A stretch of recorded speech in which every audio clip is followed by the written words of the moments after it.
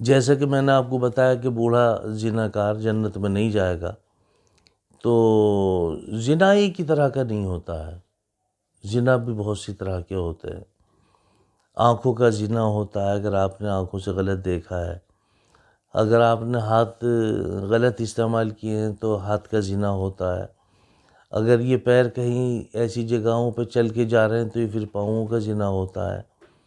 تو زنا کے کئی طریقے ہیں، تو اس لیے بھئی بچنا چاہیے کہ یہ بوڑھے لوگ ہیں بیچارے، اب کسی کے آپ خیال پہ نہیں پہرا لگا سکتے کہ کس کا کیا خیال ہے، کس کے متعلق وہ کیا سوچ رہا ہے، کیونکہ انسان کا جو دل ہے نا یہ ہمیشہ جوان رہتا ہے، انسان کا دل ہمیشہ جوان رہتا ہے، اور یہ فطری طور پہ ہے کہ انسان کے اندر جب تک طاقت ہوتی ہے تب تک وہ گناہ کرتا ہے۔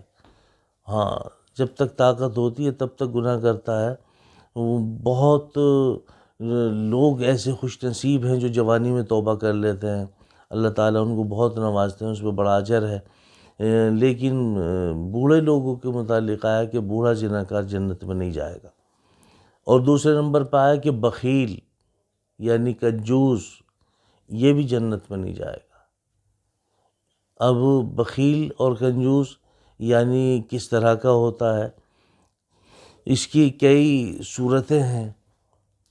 ایک شوہ، کنجوس کے ساتھ میں ایک لفظ لگا ہوا ہوتا ہے شوہ، یعنی ایک تو وہ خود نہیں خرچ کرتا، دوسرا اگر خرچ کرتا ہے تو اس پہ بھی اعتراض کرتا ہے کہ یار یہ پتہ نہیں ہمیں کہ ہمارے اوپر کیوں خرچ کر رہا ہے، تو اس کو شوہ کہتے ہیں۔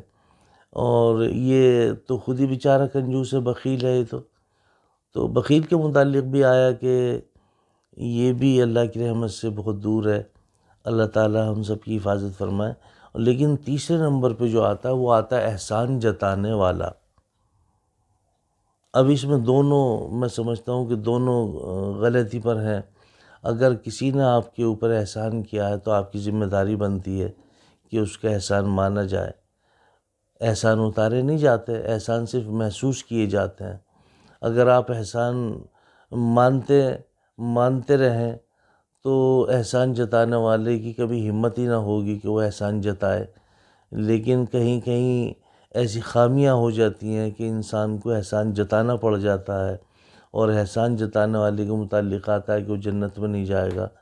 تو بھئی یہ اپنی عادتیں جو ہیں، ایسی عادتیں بدلو۔ اللہ تعالیٰ نے اگر آپ کو کچھ دیا ہے اور آپ نے کسی کے اوپر کوئی احسان کر دیا ہے تو آپ یہ احسان صرف اور صرف اللہ تعالیٰ کے لیے کیا کریں۔ آپ بھی نہ سوچیں کہ بھئی ہمیں یہ احسان جتانا ہے، کیونکہ اگر آپ احسان جتاتے ہیں تو پھر آپ بھی اللہ کی رحمت سے دور ہو جاتے ہیں۔ اس لیے میرے بھائیوں، اللہ تعالیٰ نے آپ کو علم دیا ہے، شعور دیا ہے، تو آپ اس کے استعمال کریں۔ اس لیے اپنی نظروں کی حفاظت کریں اور اپنی نیتوں کو صاف رکھیں، اور دوسرے یہ ہے کہ اپنے اوپر قابو رکھیں کہ کسی کے ساتھ آپ نے کچھ اگر کیا ہے تو آپ کا اور اللہ کا معاملہ ہے، کیونکہ کسی کے لیے اگر آپ کرتے ہیں تو وہ اللہ کے لیے کرتے ہیں، تو امید بھی اللہ تعالیٰ سے ہی رکھنی چاہیے، بندے سے کوئی امید نہ رکھنی چاہیے۔ تو میں سمجھتا ہوں یہ آپ کے لیے بہت کارآمد ہے، اور اللہ تعالیٰ آپ کے لیے پھر بہت ساری سہولتوں کے دروازے کھولیں گے، اور آپ کے لیے باران رحمت برسنے کے لیے تیار رہے گی۔ تو اس لیے آپ بھی احسان جتانے سے تھوڑا سا پرہیز کریں۔ اللہ تعالیٰ عمل کی توفیق نصیب فرمائے۔